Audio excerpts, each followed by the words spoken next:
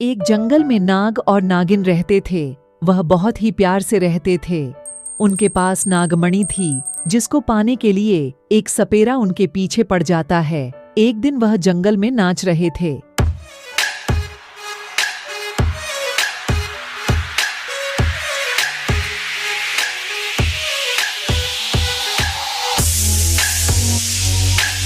वह नाचते नाचते रुक जाते हैं और देखते हैं कि वहां सपेरा आ चुका है और उनसे कहता है कि नागार्जुन, ये मरही मुझे दे, वरना तुम्हारे लिए ठीक नहीं होगा।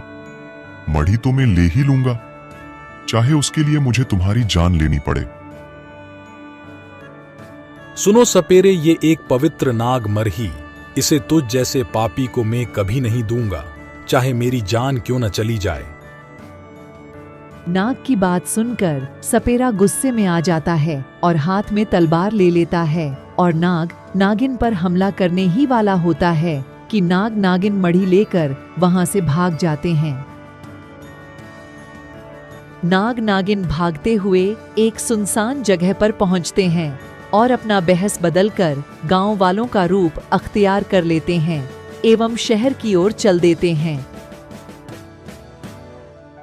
नाग नागिन चलते हुए एक शहर में पहुंचते हैं। वहां पहुंचकर वह कुछ सोचते हैं और एक घर की ओर छुपने के लिए फिर से चल देते हैं।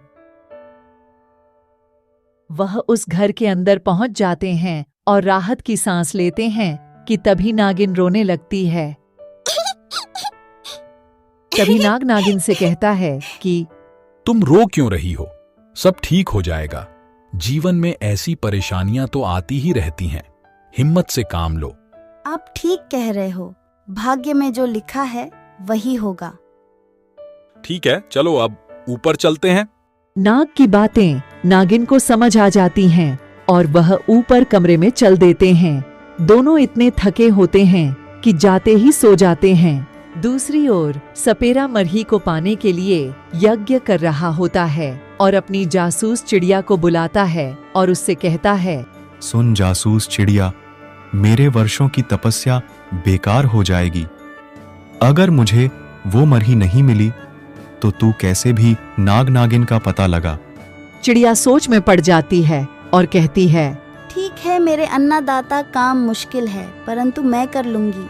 इतना कहकर जासूस चिड़िया वहां से चल देती है और जंगलों में होकर देखती हुई उसी शहर में पहुंच जाती है जहां नाग नागिन छुपे थे और थककर छत पर बैठ जाती है।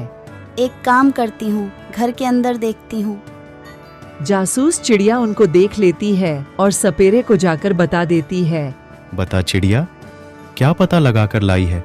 नाग और नागिन हस्तिनापुर के एक मकान में छिपे हैं। वह वहाँ आराम कर रही हैं, तुम चले जाओ।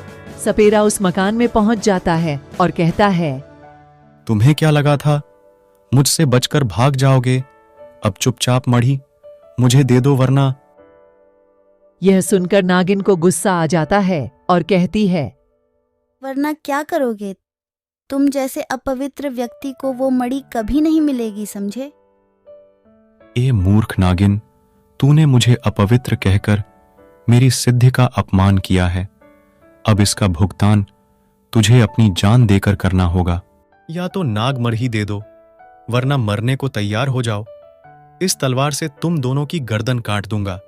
ये सुनते ही नाग नागिन वहां से भागने लगते हैं तो सपेरा उनके पीछे तलवार लेकर जाता है, परंतु नाग नागिन एक तह खाने में पहुंच जाते हैं और सांप बनकर जमीन के अंदर छिप जाते हैं। सपेरा भी पीछे पीछे तह खाने में पहुंच जाता है, परंतु उसे वहां कोई नहीं मिलता और वह सोचता है और वहां से खाली हाथ चला जाता है। सपेरे के जाने के बाद नाग नागिन अपने असली रूप में बाहर आ जाते हैं और नाग कहता है, ऐसे कब तक डरकर सपेरे से छिपते रहेंगे? अब हमें सामना करना होगा, या तो वो रहेगा या हम। आप सही कह रहे हो, इस जालिम को मारकर ही सुकून मिलेगा, तभी हम और मणि महफूज रहेंगे। चलो चलते हैं और इस किस्से को खत्म करते हैं। सपेरे को दिखाएं अपनी ताकत। इतना कहकर नाग नागिन वहां से चल देते हैं और सपेरे के ठिकाने पर पहुंच जाते हैं। सपेरा यज्ञ कर रहा होता है। तभी नाग सपेरे से कहता है, तेरे इस यज्ञ का अब कोई फायदा नहीं है, क्योंकि तेरे दिल में पाप छिपा है और तू लालची है।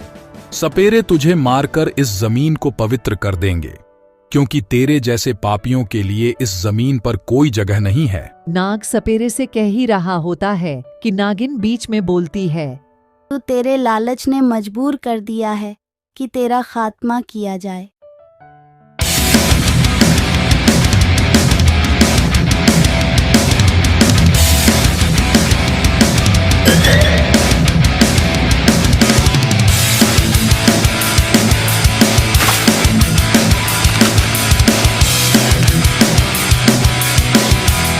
सपेरे को मारकर नाग नागिन वहां से चले जाते हैं और हमेशा वादियों में हंसी खुशी नाचते गाते रहते हैं।